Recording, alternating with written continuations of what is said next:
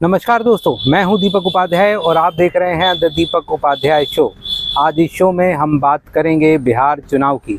पिछले 25 सालों के पत्रकारिता के अपने करियर में मैंने कभी चुनाव पर बहुत ज़्यादा बातें नहीं की है, लेकिन बिहार चुनाव ऐसा चुनाव है जिसको देखते हुए कम से कम हमें इस बात का एनालिसिस ज़रूर करना चाहिए कि पिछली बार जो चुनाव हुआ था, यानी 2020 में जो चुनाव हुआ था और आज जो चुनाव हो रहा है उसमें कितना अंतर है। पिछली बार जो चुनाव हुआ था वो दो गठबंधनों के बीच में हुआ था। एक तरफ एनडीए था जो बीजेपी और जेडीयू और बाकी छोटी पार्टियां मिला के चुनाव लड़ रही थी, तो दूसरी तरफ महागठबंधन था जिसमें आरजेडी जो है वो एक पार्टी थी, कांग्रेस थी, सीपीआई सीपीएमएल थी और उसके अलावा जेएमएम और कुछ और छोटी पार्टियां थी जिन्होंने मिलकर चुनाव लड़ा था। पिछली बार का चुनाव में जो तेजस्वी यादव है उनको एक बड़े नेता के तौर पर देखा जा रहा था, उनको लेकर काफ़ी हल्ला था जो बिहार के चुनाव में, और यादव और मुस्लिम जो एक आरजेडी का वोट बैंक रहा है वो भी काफ़ी उसको लेकर उत्साहित था। लेकिन इस बार का जो चुनाव है वो काफ़ी मायनों में बदल गया है।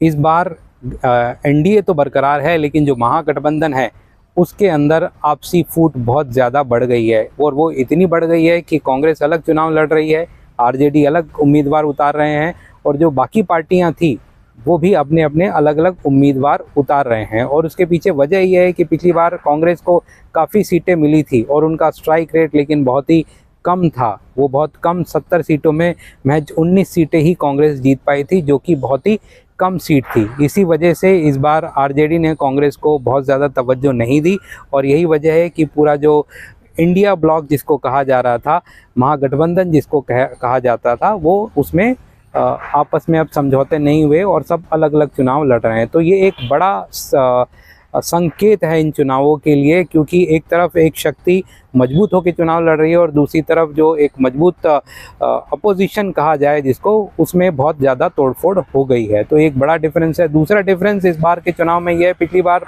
एलजेपी जो थी वो एनडीए का पार्ट नहीं थी, उन्होंने इंडिपेंडेंट चुनाव लड़ा था और वो लगातार सरकार, खासकर नीतीश कुमार को काफ़ी जो टारगेट कर रहे थे चिराग पासवान। लेकिन इस बार चीज़ें बिल्कुल बदल गई हैं। इस बार चिराग पासवान को 29 सीटें मिली है इस चुनाव में लड़ने के लिए, और पिछली बार कहा जा रहा था कि करीब करीब 41 सीटों पर जो जेडीयू को नुकसान हुआ है वो एलजेपी की वजह से हुआ था। लेकिन इस बार जो है उनको काफ़ी सीटें मिली है और चिराग पासवान अपना जो स्ट्राइक रेट है उसको बोल रहे हैं कि काफ़ी अच्छा होगा। वो लगभग, उनका ऐसा दावा है कि वो 29 की 29 सीटें जीत जाएंगे। तो जो पिछड़े दलित के लिए एक बड़ा जो चेहरा था वो चिराग पासवान अब बन गए हैं बिहार में। चाहे वो लोकसभा का चुनाव आपने देखा हो या पिछला विधानसभा चुनाव जो 2020 का था, उसमें भी उनके जो उम्मीदवार थे उन्होंने काफ़ी अच्छे वोट लिए थे। अगर ऐसे में वो एनडीए में मिल गए हैं तो इसका जो लाभ है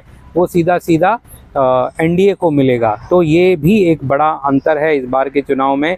और जो नीतीश कुमार की जो एक छवि बताई जा रही है कि अब वो काफ़ी उम्र दराज हो गए हैं और उनको इस चुनाव के बाद रिटायर हो जाने की बात जो बिहार के लोग बोल रहे हैं, तो अब जो उनका वोट बैंक जो था, जो जेडीयू का वोट बैंक है, वो कहाँ जाएगा, इसको लेकर भी एक बार बार मन में सवाल उठ रहा है और लोग आपस में बात भी कर रहे हैं। तो ऐसे में जो प्रशांत किशोर की पार्टी है वो इसका विकल्प के तौर पर हो सकती है। अभी कहा नहीं जा सकता कि होगा क्या चुनाव में, लेकिन वो एक विकल्प के तौर पर हो सकती है, क्योंकि उनका वोट बैंक और जो जेडीयू का वोट बैंक है वो काफ़ी सिमिलर है। तो अगर वो प्रशांत किशोर अच्छे अगर वोट परसेंटेज जिस चुनाव में ले जाते हैं तो उसका लाभ भी अल्टीमेटली एनडीए को होगा, ना कि महागठबंधन को। तो ये चुनाव काफ़ी इंटरेस्टिंग है। लोकसभा चुनाव के बाद एक बड़ा महत्वपूर्ण चुनाव है जिसमें पूरी शक्ति जो लगेगी, चाहे वो इंडिया ब्लॉक की, जो इंडिया ब्लॉक तो अब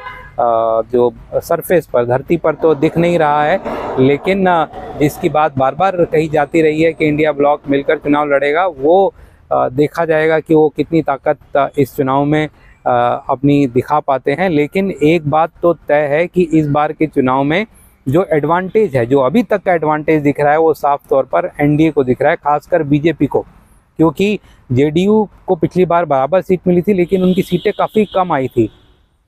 इस बार भी दोनों बराबर बराबर सीटों पे चुनाव लड़ रहे हैं, लेकिन जो बीजेपी के पास जो रिसोर्सेज है, जो नेताओं की बड़ी लाइन है, जो उनका संगठन ज़मीनी स्तर पर है, उसका लाभ उनको ज़रूर मिलेगा। हालांकि बिहार में ये जो जातिगत जनगणना कहा जाता है चुनाव को, उसके हिसाब से कौन कितना अपना सामाजिक परिदृश्य को देखते हुए या जातिगत परिदृश्य को देखते हुए कौन सी पार्टी किस तरह के कैंडिडेट उतारती है, ये देखने वाली बात होगी। तो काफ़ी महत्वपूर्ण चुनाव है और इंटरेस्टिंग चुनाव है। बिहार की जो धरती है वो ज्ञान की धरती है, और ऐसी धरती पर चुनाव जब होता है तो जितने भी नेता हैं उनके पसीने छूट जाते हैं, क्योंकि जो मतदाता है वो बहुत ज्ञानी है और उसके सामने आप जो भी बात करेंगे उसका तोड़ उसके पास होगा, उसको लेकर काउंटर सवाल होंगे। जब भी मैं भी कई बार बिहार गया हूं और वहां पर रिपोर्टिंग भी की है, लेकिन जब भी बिहार जाना होता है तो बहुत कुछ तैयारी करके जाना होता है, क्योंकि बिहार के लोग इतने नॉलेजेबल है, इतने ज्ञानी हैं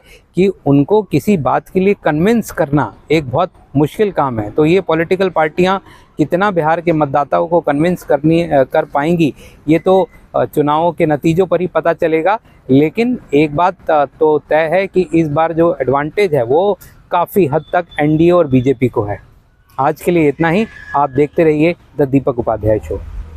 नमस्कार।